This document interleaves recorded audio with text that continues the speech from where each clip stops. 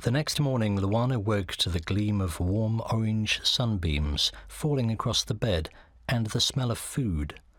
She heard the clink of metal and discovered what she could only assume were her promised handmaids preparing her breakfast. "The young miss has woken," one said, quickly moving to Luana's side as she stepped out of the giant bed. "Where is Prince Baylin?" Luana asked curiously. She felt truly guilty for her anger toward him the night before, and his absence made her worry that she was to pay for her insolent behaviour.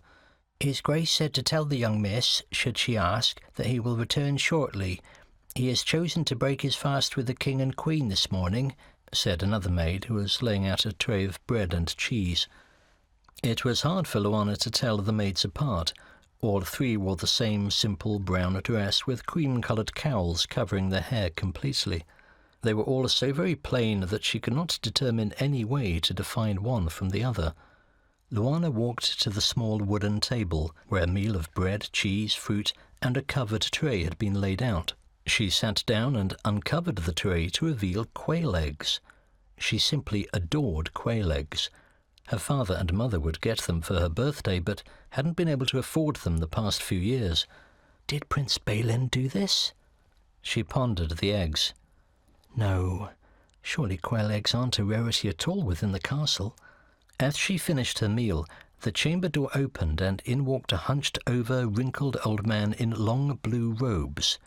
He had a silver beard but no hair on his head. He carried a black leather bag and wore a large golden medallion of the healers around his neck.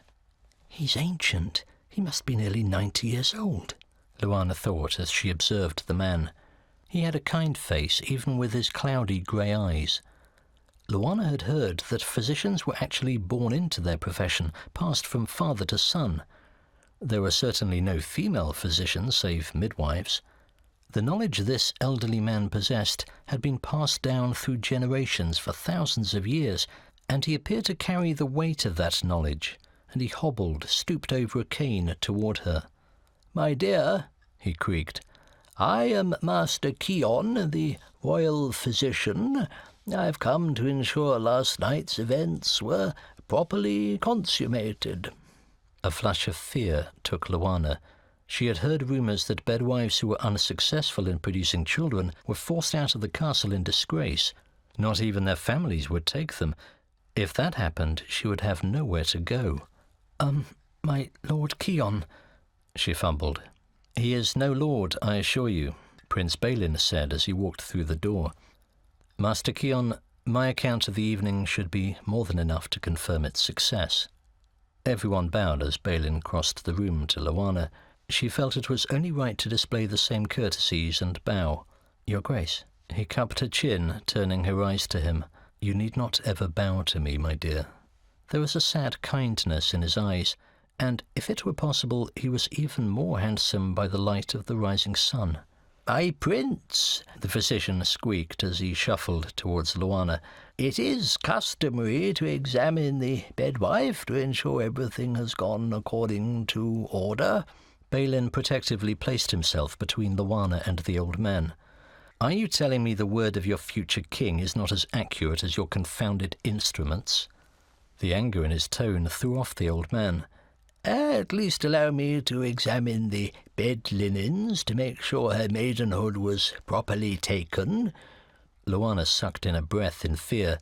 She knew the bed had not been changed, and it would be obvious that nothing had happened the night before. "I'm afraid I will have to disappoint you there again, Master Keon," Baylin said with a slight laugh. "We didn't exactly make it to the bed." The old man blushed slightly as comprehension took place. "Well, I see. Well." Baylin patted the older man on the shoulder to send him on his way.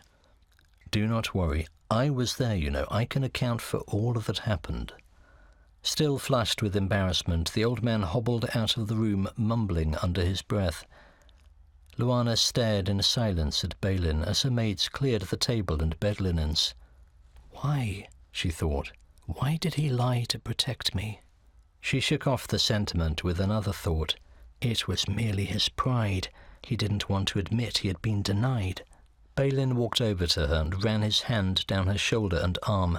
She winced slightly from the pain of the pale purple bruises from their struggle the night before. "I should have had him treat these," he said sadly, staring into her eyes.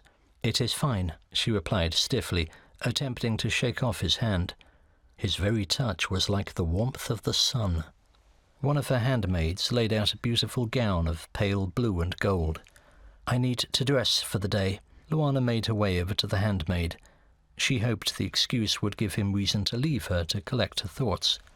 "I will be travelling to Rivermouth today. I will be back to sup with you," he said as he made his way from the room. As he strode by the small breakfast table, he turned to her. "The quail eggs, were they to your liking?" Luana looked up at the hopeful smile on his face. He did have the eggs brought to her. She could not help but smile. "They were truly wonderful, Your Grace. Thank you." He smiled warmly, nodded, and left the room.